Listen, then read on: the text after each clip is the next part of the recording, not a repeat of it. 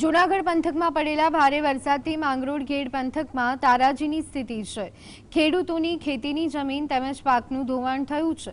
ઘેડ પંથકમાં ધસમસતા પાણીના પ્રવાહથી રસ્તાઓનું પણ ધોવાણ થયું છે।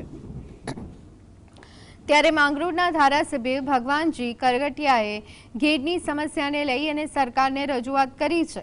આ સાથે જ ટૂંક સમયમાં સર્વે કરી અને સહાય ચૂકવવા પણ રજૂઆત કરવામાં આવી છે।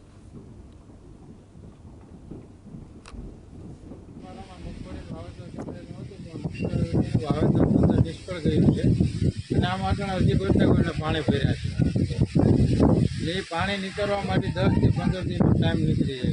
ઘેડ વિસ્તારમાં જે ઉપરવાસનું જે પૂર આવ્યું છે ભારે વરસાદના હિસાબે એને ખેડૂતોના ખેતરો ધોવાણા છે અને પાકને પણ થોડું ઘણું નુકસાન થયું છે। તો એને વળતર સરકાર સર્વે કરીને વળતર આપવું જોઈએ। સાથે સાથે વિસ્તારમાં જે રસ્તાઓ ધોવાઈ ગયા છે એને તાત્કાલિક રિપેર કરવા જોઈએ અને એ રિપેર થાય અને ખેડૂતોને સહાય મળે એવા મારા પ્રયત્નો હું 100% કરવાનો છું।